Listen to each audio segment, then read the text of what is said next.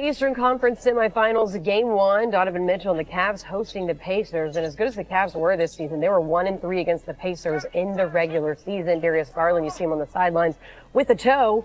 The Pacers, they started off strong in this one. That was a great block there from Aaron Nesmith, and he's going to finish it off pretty nicely on the other end as well. Pulls up, nails a triple. Take another look at this one. So clean, all ball. Gets perfect play on that one. They were up by 9, but then Mitchell, nice dish, and Jared Allen throws down the poster all over Miles Turner. So the Cavs down just 4 now, later in the third.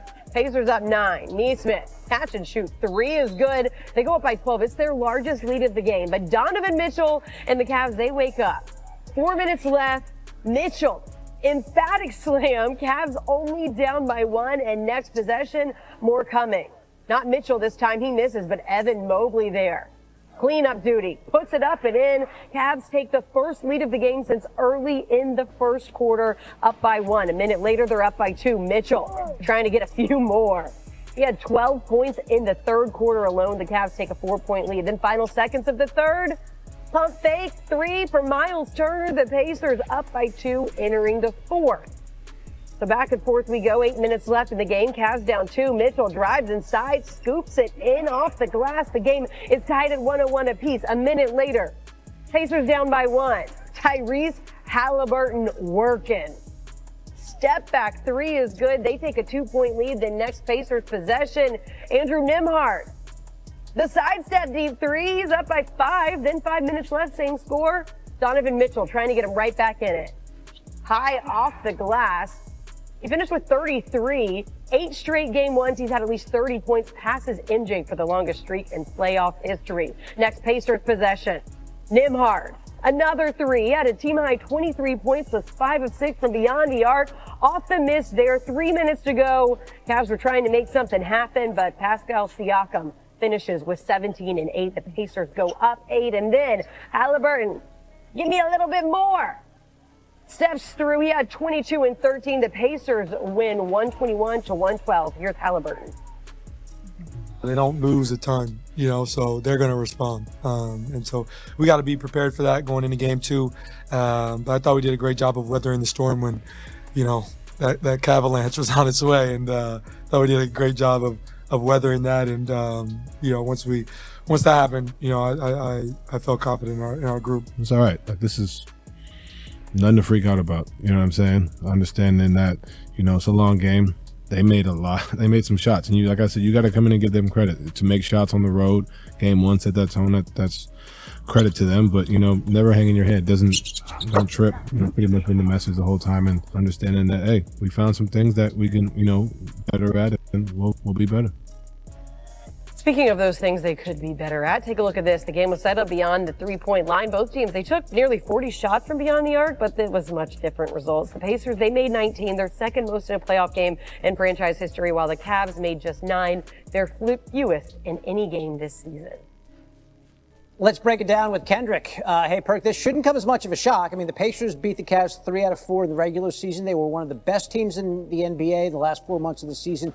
So I guess the question now is, what do the Cavs need to do to beat the Pacers?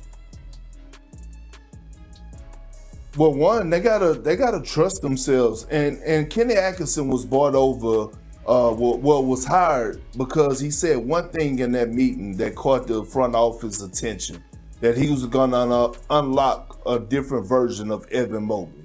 Well, this is the series to do it. Evan Mobley is the X factor. He played some good basketball on both ends of the floor tonight. But 13 shot attempts, especially with no Darius Garland, this is not the series for Ty Jerome. This is the series for Evan Mobley. This is the series for them to go small, create mismatches, get him on the low block, and damn sure this is not the series for Okoro. He couldn't hit the bull in the ass with an ironing board tonight. I got tired of watching him shoot 3-point shots from the corner. Damn it, I started ducking in the house. I thought one of them was going to hit me in the head. Listen, if they're trying to win this series and take this Pacers team seriously, it's going to have to go through Evan Mobley. He is the X factor. Mr. Okoro got the worst of that segment. Game 2, Tuesday in Cleveland, a game which all of a sudden takes on added urgency for the top seed in the East. Perk sharing some insight as the NBA postseason rolls on. Let's talk some more NBA postseason. The Warriors, they beat the Rockets in Game 7, 103-89, 4 of the 5 lowest scoring games. And the Rockets were against the Warriors. Rockets head coach Ime Udoka addressing the media now. It's new on SportsCenter.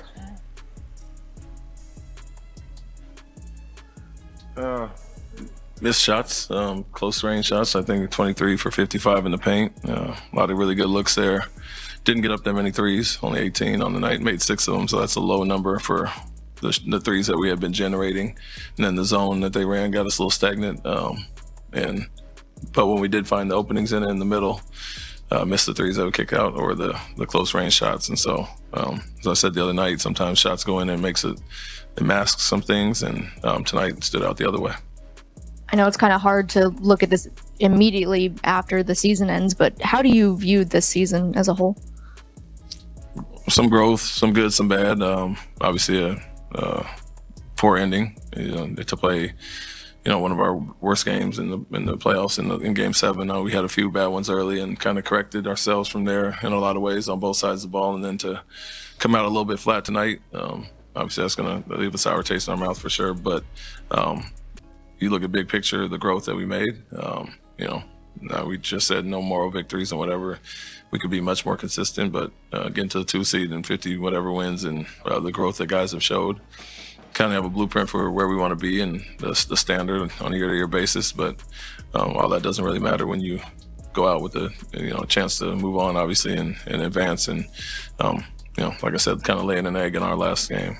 It's going to sting for a minute. All right, we've heard from the Rockets head coach. Let's hear from the Warriors. That's new on SportsCenter. Well, I want to congratulate Houston. What a series that was. They had a great season. A lot of good things ahead for that team. Ime did an amazing job. And really the whole rebuild over the last couple of years has been so impressive. And we were lucky to get out of this series. But much respect to the Rockets and their staff and their organization. They have a great team and they had a great season. Couldn't be more proud of our guys.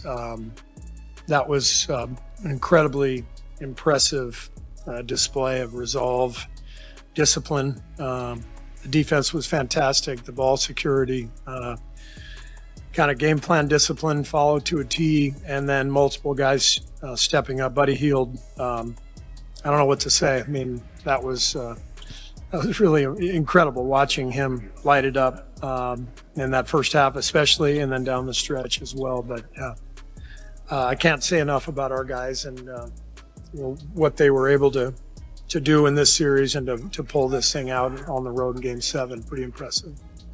See, they cut a 15-point lead down to like 3. Jimmy gets that corner 3 out of a double team, and then he finds Draymond twice.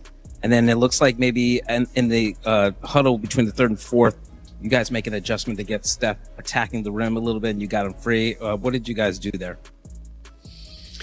Well, it's always matchup based, and so if you can find an advantage with the personnel they have on the floor, then you try to get Steph in pick and roll with a particular player or two, and I think it just kind of played out that way. The way the game was going, they've done a great job of taking away the Steph Draymond pick and roll all series by putting Fred VanVleet on Draymond and putting their center on one of our wings, and so that was really a great strategic move for them. And I think in the fourth quarter, because of the matchups, we were able to get Draymond back in the pick and roll with Steph a couple of times.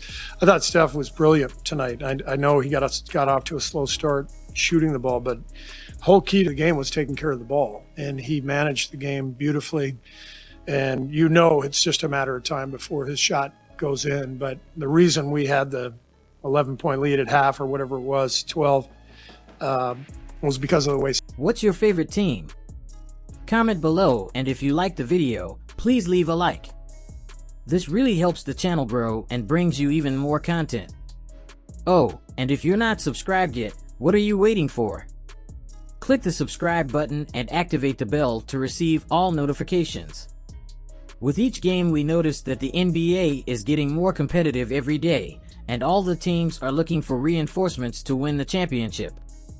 And only here can you follow your favorite team daily with incredible content from different sources.